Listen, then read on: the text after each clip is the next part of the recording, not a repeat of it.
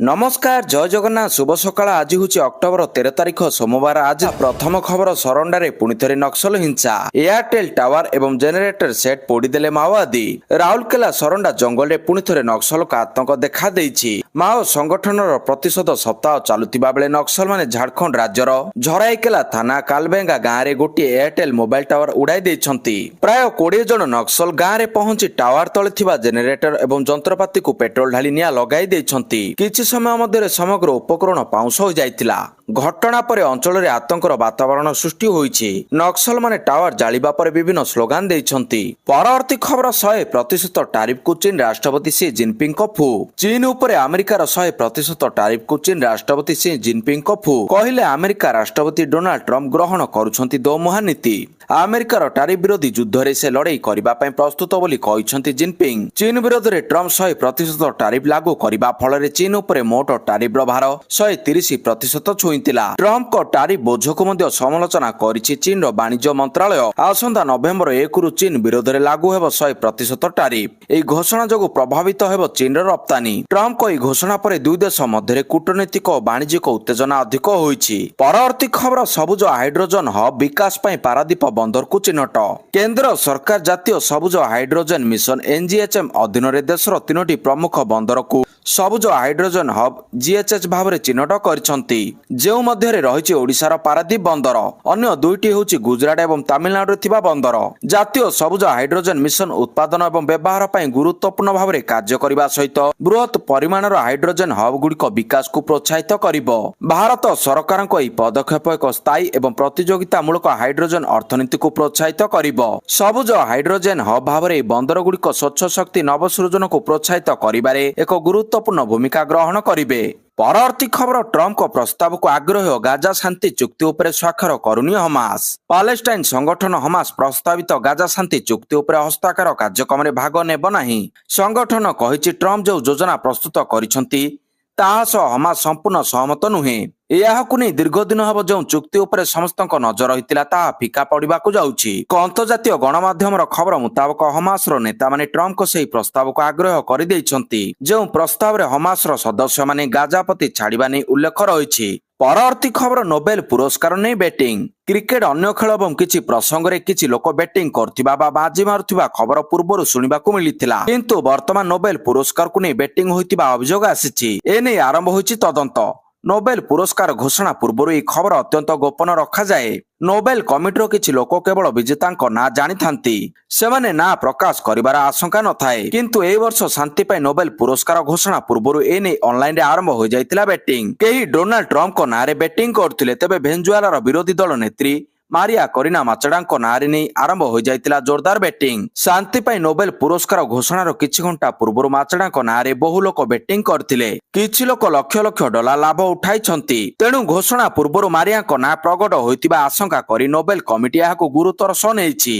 एवं यार तदंत आरंभ होइछि परवर्ती खबर प्रेमानंद महाराजों को दर्शन कराइबा कथा दे वृंदावन डाकी युवती को दुष्कर अभियुक्त गिरफ मथुरार वृंदावन कोतवाली अंचल में जड़े युवती को दुष्कर प्रेमानंद जी महाराजों दर्शन प्रतिश्रुति दे युवती को वृंदावन में दुष्कर्म होइतिबा अभियोग होइछि एने संपृक्त युवती जनक कोतवाली थाना रे अभियोग करछंती पुलिस एक मामला रुजु करी अभियुक्त व्यक्ति को गिरफ करी कोर्ट रे हाजर करबा तदंत आरंभ करिछि परवर्ती खबर डोनाल्ड ट्रम्प को बड़ झटका अमेरिका छाड़िबे नोबेल विजेता दंपति अभिजीत बनर्जी और एस्थर डुप्लो ट्रम्प को लागिबो बड़ झटका पांटी विवाद मध्य अमेरिका छाड़िबे नोबेल विजेता अभिजीत बनर्जी एस्थर डुप्लो अमेरिका छाड़ी स्विट्जरलैंड जूरिक विश्वविद्यालय रे पाठ पढ़ाइबे एई अमेरिकीय दंपति वर्तमान America Massachusetts institute of technology रे कार्य करछंती अमेरिकार नोबेल पुरस्कार विजेता एस्थर डुप्लो एवं अभिजीत बनर्जी खूब शीघ्र जूरिक विश्वविद्यालय रे जोग देबे परवर्ती खबर भारत अफगानिस्तान मध्य विमान उड़ान वृद्धि करने को घोषणा वाघा बॉर्डर खोलिबा नहीं आलोचना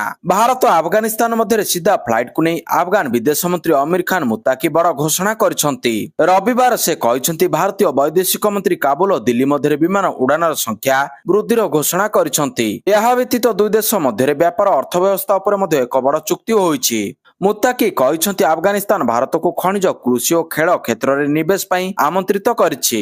ଅମିର ଖାନ ମୁତ୍ତାକି କହିଛନ୍ତି ଚବାହାର ବନ୍ଦରକୁ ନେଇ ମଧ୍ୟ ଆଲୋଚନା ହୋଇଛି। ସେ କହିଛନ୍ତି ଭାରତ ଆଫଗାନିସ୍ତାନ ମଧ୍ୟରେ ବେପାର ପାଇଁ ସବୁଠାରୁ ଦ୍ରୁତ ଓ ସହଜ ମାର୍ଗ ବାଗା ସୀମାକୁ ଖୋଲିବା ପାଇଁ ନିବେଦନ କରିଛନ୍ତି। ପରବର୍ତ୍ତୀ ଖବର 10 ଦିନିଆ ରିମାଣ୍ଡରେ 3 ଅଭିଯୁକ୍ତ। ପଶ୍ଚିମବଙ୍ଗ ଦୁର୍ଗାପୁର ମେଡିକାଲରେ ଡାକ୍ତରୀ ଛାତ୍ରଙ୍କୁ ଗଣ ଦୁଷ୍କର୍ମ ଘଟଣା। ଗିରଫ 3 ଅଭିଯୁକ୍ତଙ୍କୁ 10 ଦିନିଆ ରିମାଣ୍ଡରେ ନେଲା ଦୁର୍ଗାପୁର ପୋଲିସ।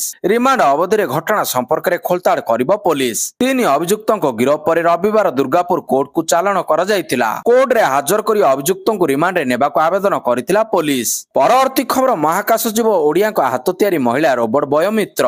ଭାରତୀୟ ମହାକାଶ ଗବେଷଣା ସଂଗଠନ ଇସ୍ରୋ ଚଳିତ ବର୍ଷ ଡିସେମ୍ବର ସୁଦ୍ଧା ଗଗନୟାନ ମହାକାଶ ମିଶନର ଅଂଶ ଭାବରେ ଏକ ମାନବହୀନ ମହାକାଶ ଯାନ ଉତ୍କ୍ଷେପଣ କରିବ। ଏଥିରେ ବୟୋମିତ୍ର ନାମକ ଏକ ମାନବ ରୂପୀ ରୋବଟ ବହନ କରାଯିବ, ଯାହାକୁ ମହାକାଶକୁ ଯାହା ମହାକାଶ ଅନୁସନ୍ଧାନରେ ସାହାଯ୍ୟ କରିବ। ସବୁଠାରୁ ବିଶେଷ କଥା ହେଉଛି ପ୍ରଥମ ଥର ପାଇଁ ମହାକାଶ ଜୀବ ଓଡ଼ିଶା ମାଟିରେ ଓଡ଼ିଆଙ୍କ ନିର୍ମାଣ ହୋଇଥିବା ମହିଳା ରୋବଟ। ପରବର୍ତ୍ତୀ ଖବର ଆକ୍ରମଣ ବନ୍ଦ କଲା ତାଲିବାନ। ପାକିସ୍ତାନ ଓ ତାଲିବାନ ମଧ୍ୟରେ ସମ୍ପର୍କ ଏବେ ଖରାପ ହୋଇଯାଇଛି। କାବୁଲ ଉପରେ ପାକିସ୍ତାନ ବାୟୁସେନାର ଆକ୍ରମଣରେ ଜବାବରେ ଶନିବାର ରାତିରେ ପାକିସ୍ତାନ ସୀମାରେ ଜୋରଦାର ଆକ୍ରମଣ କରିଛି ତାଲିବାନ। ଏହି ଆକ୍ରମଣ ଫଳରେ ପ୍ରାୟ 58 ଜଣ ପାକିସ୍ତାନୀ ସୈନିକ ପ୍ରାଣ ହରାଇଥିବା ବେଳେ 30 ଜଣ ଆହତ ହୋଇଛନ୍ତି ବୋଲି ତାଲିବାନ ଦାବି କରୁଛି। ଏହା ସହିତ ତାଲିବାନ ପାକିସ୍ତାନର କେତେକ ସେନା ପୋଷ୍ଟକୁ ଅକ୍ତିଆର କରିନେଇଛି। ଏହି ଘଟଣା ପରେ ପାକିସ୍ତାନ ଓ ତାଲିବାନ ମଧ୍ୟରେ ଏକ ବଡ଼ ସଂଘର୍ଷର ଆଶଙ୍କା ବଢିଯାଇଛି। ତେବେ ଦୁଇ ପ୍ରଭାବଶାଳୀ ମୁସଲିମ ରାଷ୍ଟ୍ର ସାଉଦି ଆରବ ଓ କତର ହସ୍ତକ୍ଷେପ ପରେ ତାଲିବାନ ଶାନ୍ତ ପଡ଼ିଛି ଓ ପାକିସ୍ତାନ ଉପରେ ଆକ୍ରମଣ ବନ୍ଦ କରିଛି। ପରବର୍ତ୍ତୀ ଖବର ଓଡ଼ିଆ ଛାତ୍ରୀଙ୍କୁ ଗଣ ଘଟଣା। ମମତା କହିଲେ କାହିଁକି ରାତିରେ କ୍ୟାମ୍ପସ ବାହାରକୁ ବାହାରିଥିଲେ ଛାତ୍ରୀ। ମମତାଙ୍କ ଦାୟିତ୍ୱହୀନ ମନ୍ତବ୍ୟ। ଦୁର୍ଗାପୁରରେ ଓଡ଼ିଆ ଡାକ୍ତରୀ ଛାତ୍ରୀ ଗଣ ଘଟଣାରେ ପ୍ରତିକ୍ରିୟା ରଖିଛନ୍ତି ପଶ୍ଚିମବଙ୍ଗର ମୁଖ୍ୟମନ୍ତ୍ରୀ ମମତା ବାନାର୍ଜୀ। ଏହି ଘଟଣା ତାଙ୍କ ସରକାର ଗୁରୁତ୍ୱର ସହ ନେଇଛନ୍ତି। ତଦନ୍ତକାରୀ ଟିମ୍ ତଦନ୍ତ ଚଳାଇଛି। ଦୋଷୀଙ୍କ ବିରୋଧରେ କଠୋର କାର୍ଯ୍ୟାନୁଷ୍ଠାନ ନିଆଯିବ ବୋଲି ସେ କହିଛନ୍ତି। ଏହା ସହ ତାଙ୍କ ସରକାର କୌଣସି ଢିଲାପଣ ରଖିବ ନାହିଁ, ବରଂ ଦୋଷୀକୁ କଠୋରରୁ କଠୋର ଶାସ୍ତି ଦିଆଯିବ ବୋଲି ସେ କହିଛନ୍ତି।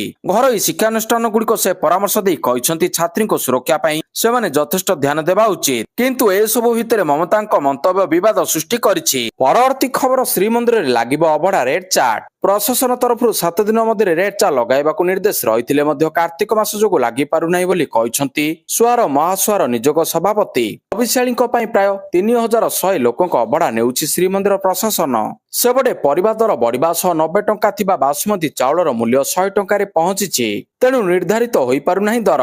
କାର୍ତ୍ତିକ ପରେ ଗୋଟିଏ ନିର୍ଦ୍ଦିଷ୍ଟ ଦର ନିର୍ଦ୍ଧାରିତ ହେବା ପରେ ତାହା ଆନନ୍ଦ ବଜାର ସମେତ ଶ୍ରୀମନ୍ଦିର ଭିତର ଓ ବାହାରେ ରେଡ୍ ଚାର୍ଟ କୁଡୁଆ ଫଟୋ ଥାଇ ପ୍ରଦର୍ଶନ କରାଯିବ, ଯାହା ଫଳରେ ଲୋକଙ୍କର ମନରେ ଶଙ୍କା ରହିବ ନାହିଁ। ଏବେ 100 ଟଙ୍କାରେ ଜଣେ ଲୋକ ଅବଢା ଡାଲି ବେସର ଖାଇପାରୁଥିବା ବେଳେ 150 ଟଙ୍କାରେ ଜଣେ ଲୋକ ସ୍ପେଶାଲ କିଛି ଅଧିକ ପ୍ରସାଦ ଖାଇପାରୁଛି। ସେପଟେ 2019ରୁ ଶ୍ରୀମନ୍ଦିର ସଂସ୍କାର ମାମଲା ଅନୁସାରେ ରେଡ୍ ଚାର୍ଟ ଲଗାଇବାକୁ ସ୍ପଷ୍ଟ ନିର୍ଦ୍ଦେଶ ରହିଛି। ପରବର୍ତ୍ତୀ ଖବର ଏନଡିଏର ଆସନ ବୁଝାମୁଣା।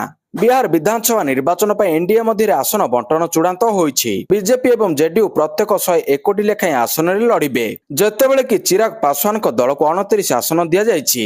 ଜିତନ ରାମ ମାଝୀଙ୍କ ଦଳକୁ 6 ଆସନ ଦିଆଯାଇଛି। ବିଜେପି ବିହାର ପ୍ରଭାରୀ ବିନୋଦ ତାୱଡେ କହିଛନ୍ତି ଯେ ଏନଡିଏ ପରିବାରର ସମସ୍ତ ସଦସ୍ୟ ସୌଜନ୍ୟପୂର୍ଣ୍ଣ ଭାବରେ ସହମତ ହୋଇଛନ୍ତି ଏବଂ ଆଗାମୀ ବିହାର ବିଧାନସଭା ନିର୍ବାଚନ ପାଇଁ ଆସନ ବଣ୍ଟନ ଉପରେ ସହମତ ହୋଇଛନ୍ତି। ପରବର୍ତ୍ତୀ ଖବର ପଶ୍ଚିମବଙ୍ଗରେ ଆଇନ ଶୃଙ୍ଖଳା ପରିସ୍ଥିତି ବଡ଼ ଉଦ୍ବେଗଜନକ କହିଲେ ପ୍ରତାପ ଷଡଙ୍ଗୀ।